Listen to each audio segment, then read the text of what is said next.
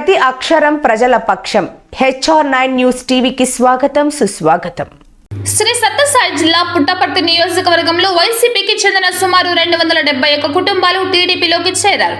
శుక్రవారం పుట్టపర్తి నియోజకవర్గ టీడీపీ అభ్యర్థి పల్లె సింధూరారెడ్డితో పాటు మాజీ మంత్రి పల్లె రఘునాథ్ రెడ్డి, టీడీపీ యువత పల్లె కృష్ణ కిషోర్ రెడ్డి సమక్షంలో వారు టీడీపీ కండువ కప్పుకొని పార్టీలోకి చేరారు. బుక్కపట్నం మండలంలోని వైసీపీకి భారీ షాక్ తగిలింది.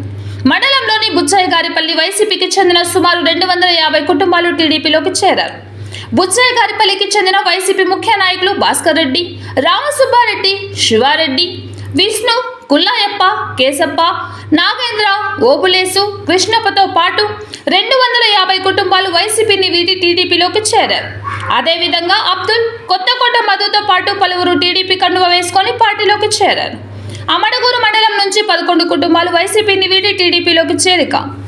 అమడగూరు మండలం చినగానిపల్లి చెందిన పలు కుటుంబాలు MRPS మండల అధ్యక్షుడు అక్కులప్పతో పాటు వైసీపీకి చెందిన జయమ్మ, వెంకటలక్ష్మి, లక్ష్మీ నరసింహ, నరసమ్మ, నాగరత్నమ్మ, వెంకటలక్ష్మమ్మ, లక్ష్మీదేవి, నాగరాజు, లక్ష్మమ్మ కుటుంబాలు టీడీపీలోకి చేరారు.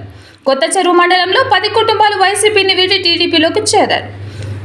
మండలం నుంచి వైసీపీకి చెందిన అఫ్జల్, అష్వక్, అబ్దుల్లా, ఆది, గౌతమ్, సాయి కుమార్, చరణ్, గంగప్ప, చలపతి, మధుతో పాటు పలు కుటుంబాలు టీడీపీలోకి చేరారు. మాకింత గౌరవం ఇచ్చి పార్టీలో చేరినందుకు భాస్కర్ అన్నకు, రామసుబ్బారెడ్డి అన్నకు, శంకరెడ్డి బ్రదర్కు, బ్యాంకు శివారెడ్డికి, విష్ణుకు, ఇతర ముఖ్యమైన నాయకులకు అందరికి కూడా తెలుగుదేశం పార్టీ తరఫున, నా తరఫున హృదయపూర్వక స్వాగతం తెలుపుతూ వారికి అభినందన తెలియజేస్తున్నాను.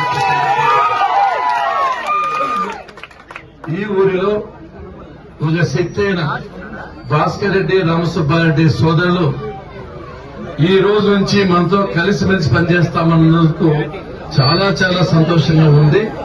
తప్పకుండా అన్న ఈ బహిరంగ సభలను హామీ ఇస్తున్నా. ఈ రోజు ఈ ఎన్నికలు కురుక్షేత్రంలో ఈ ఎన్నికలతో సమానం. ఎన్నికలకు ముందే వచ్చి మాకు వెన్నంటి ఉండి వెన్నుదండిగా నిలిచి మా వాళ్ళతో సహకారం తీసుకుని మమ్మల్ని ఈ విధంగా ఆదరించినందుకు, అభిమానించినందుకు, మా గెలుపులో భాగస్వామి అయ్యేదానికి ముందుకు వచ్చినందుకు తప్పకుండా నేను రుణం తీర్చుకుంటా ఉన్నా. ఇదే మొత్తం అడిగేవాడు కాదు, పన్ను అడిగేవాడు కాదు, ఏదో మీ దగ్గర ఉండి ప్రజలకు సర్వీస్ చేయమని అడిగేవాడు. కాబట్టి తప్పకుండా మీరు ఏమడిగితే నా పనులు ఏముంటే ఈ బుచ్చయ్య గారి పనిని తీర్చిదిద్దుతారని చెప్పి సందర్భంగా